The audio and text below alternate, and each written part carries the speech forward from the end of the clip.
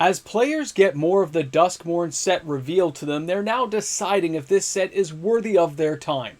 Now, in today's video, we're going to take a look at a few cards from Duskmourn, but we're also going to talk about the financial implications of these cards and the likelihood of continued value after the set's released.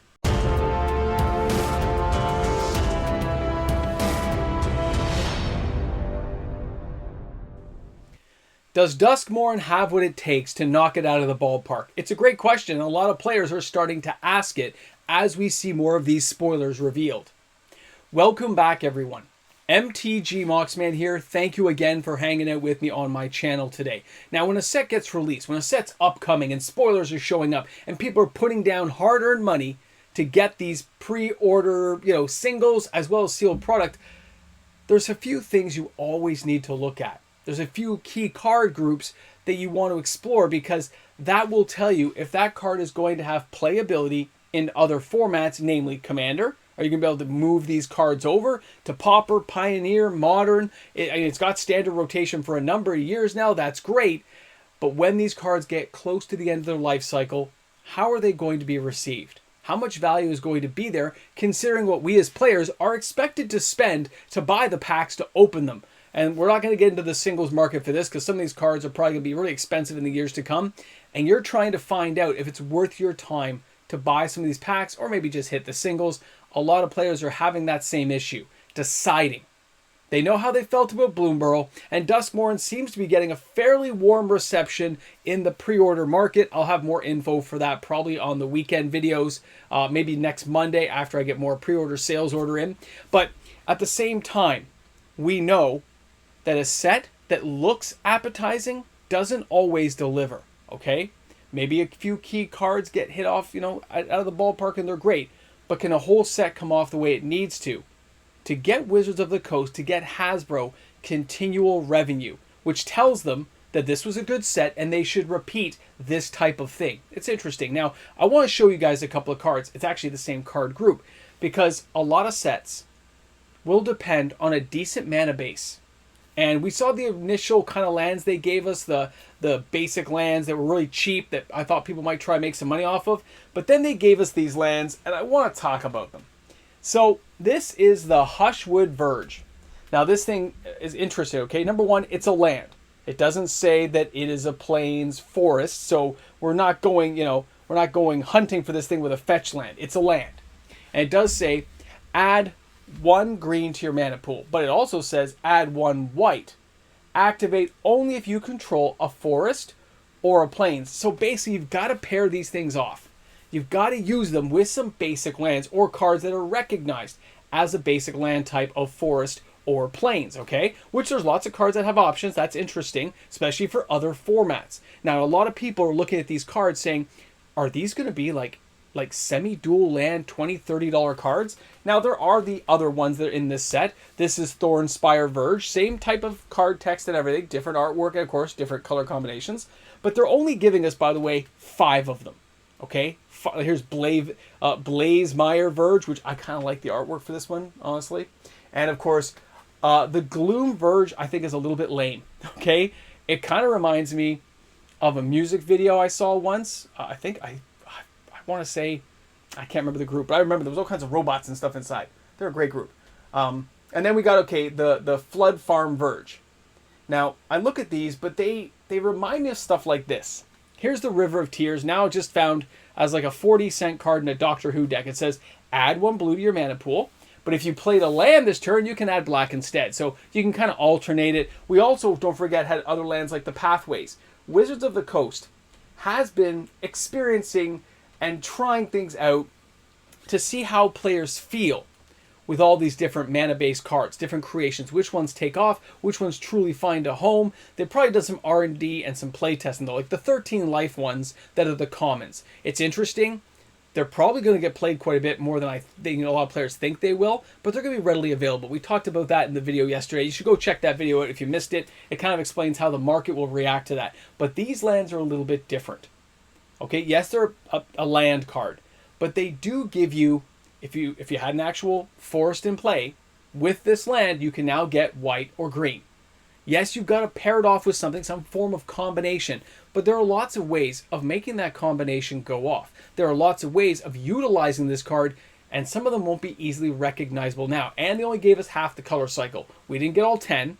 We've only got 5, which means chances are they are going to give us the rest of this land cycle sometime in the next 24 months. Kind of how they did it with Ikoria. It was that 24-month period from Ikoria to Streets of New Capenna. Keep that in mind, because I think Wizard of the Coast does this on purpose, okay? I think they're trying things out to see how it plays out, but we also have to consider the market reaction. When we looked at the Surveil lands, a lot of people underestimated the value of those cards. They didn't appreciate what that card could do with a Surveil. When you add that, of course, with other scry lands, other combinations of lands that are pretty inexpensive but still utilized, you realize that the Surveil lands could eventually topple in price, but not now. That's not going to be the life of these cards because Wizard of the Coast is recognizing $10, $15 card. We got a couple of years till we want to shove it into a pre-con deck or put it somewhere else and drive down that value. But also Wizards of the Coast may be looking for a way to kind of harden up some of the value in their asset classes of lands and stuff they've created, as well as cards in the game, like Meathook Massacre 2 is going to be very interesting to see these cards play out and to see how well it's received. But this land base is not bad. I've seen a lot of people talking about it. I've checked it out with my friends. We kind of wondered how we'd play test it and stuff. And I'm telling you now, I'm not sure how these ones are going to play out. I think they're going to have enough value that they're going to be at least a $5 to $7 US land.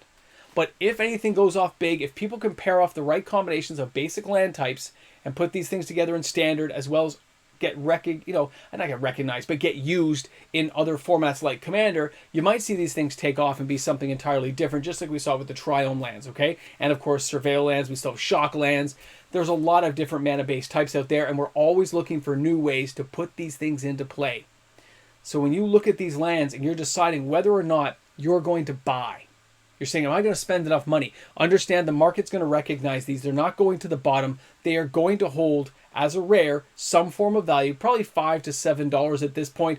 And I've seen them already pre-order for around $10 Canadian, which of course puts them in that wheelhouse of around the $7 US mark.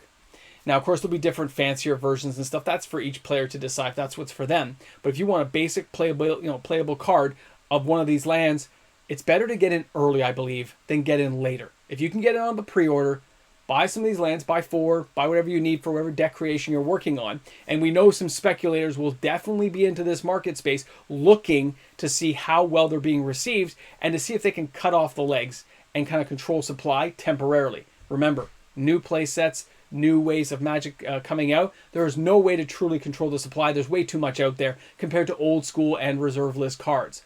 The print runs are massive. Even by today's standards, these things are huge because there's so many Magic players. So although I've seen speculators buy out whole sections of cards, it never seems to last. Okay, and the supply eventually comes back to the market, things get settled down, and the price goes down.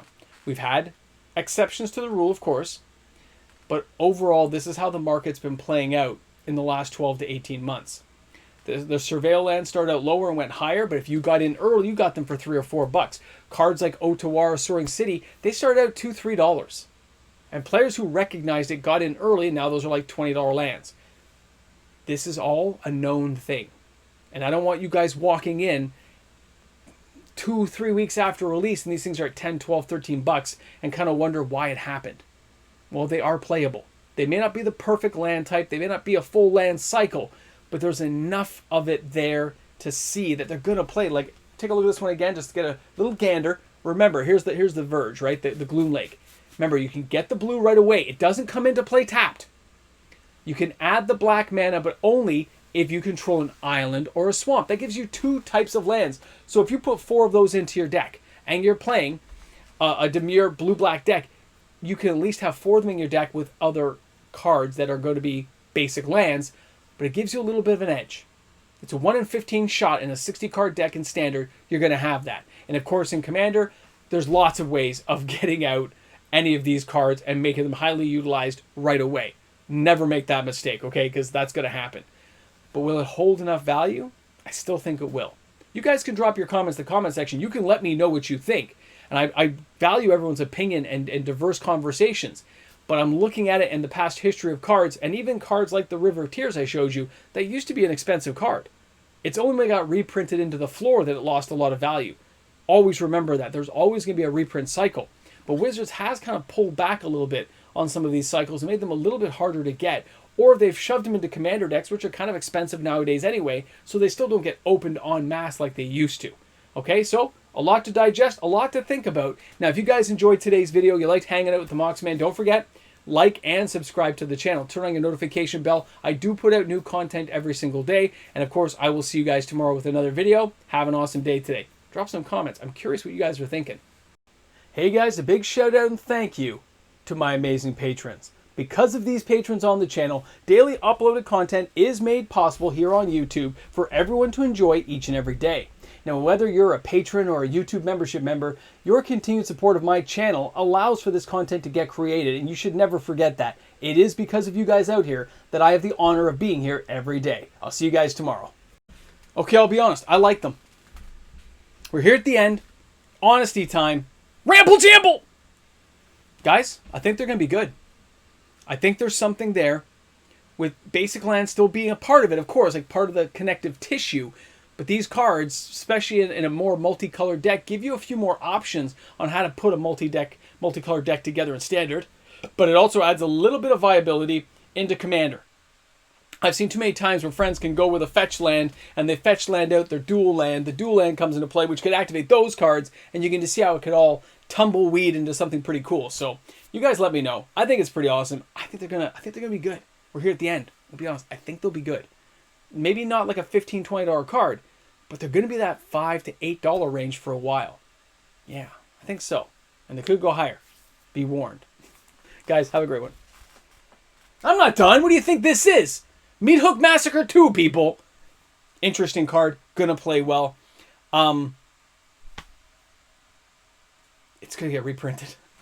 Enjoy it while it lasts. I don't know, a card like that, they recognize the value of a card like that, they're gonna play. Anyway, I'm off topic. I was talking about the lands.